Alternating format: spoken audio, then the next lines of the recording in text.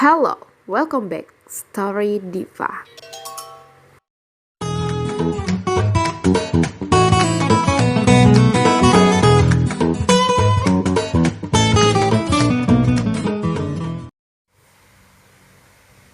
Assalamualaikum warahmatullahi wabarakatuh, teman-teman.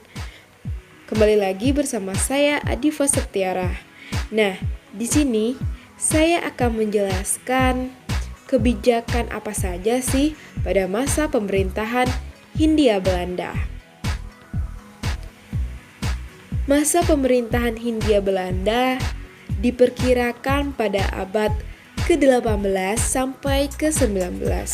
Nah, pada masa ini kolonial Belanda dapat menguasai Nusantara seluruhnya dan ya tentu saja mereka memonopoli semua perdagangan di Nusantara. Berikutnya, kebijakan ekonomi.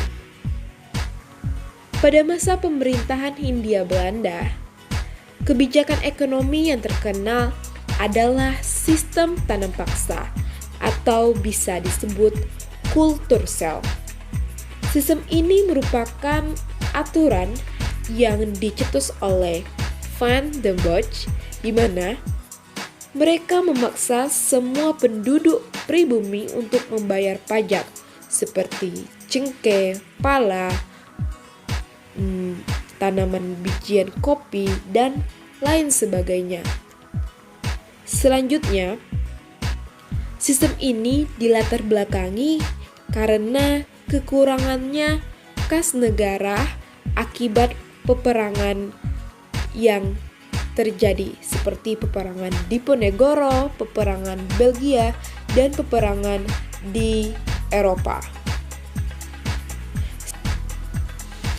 Oke teman-teman, selanjutnya yaitu adalah kebijakan politik pada masa pemerintahan Hindia Belanda. Nah, yang pertama yaitu adalah politik divide et impera. Politik ini merupakan politik adu domba antara penguasa lainnya di daerah tersebut. Dan kedua adalah politik ekonomi liberal. Ekonomi ini terbentuk karena adanya paham liberalisme yang sangat menyayangkan kondisi pribumi di Nusantara, di mana politik ini muncul akibat adanya tanam paksa yang disalahgunakan. Dan juga dari adanya politik ekonomi liberal terbentuklah undang-undang agraria. Yang ketiga, politik etis. Politik etis dicetuskan oleh Van de Venter. Dia memiliki 3 kebijakan, yaitu irigasi, imigrasi, dan edukasi. Irigasi kita tahu bahwa untuk membangun perairan sawah. Yang kedua, imigrasi, di mana semua penduduk dipindahkan ke wilayah yang jumlah penduduknya dikit. Dan yang ketiga, edukasi, di mana pribumi diberikan pendidikan yang layak. Tapi dari semua kebijakan politik ini lagi-lagi membuat masyarakat kita menderita karena semua kebijakan ini ujung-ujungnya untuk keuntungan Belanda. Selanjutnya yaitu adalah perubahan sosial dan budaya. Kita ketahui bahwa kita telah dijajah selama 3,5 abad.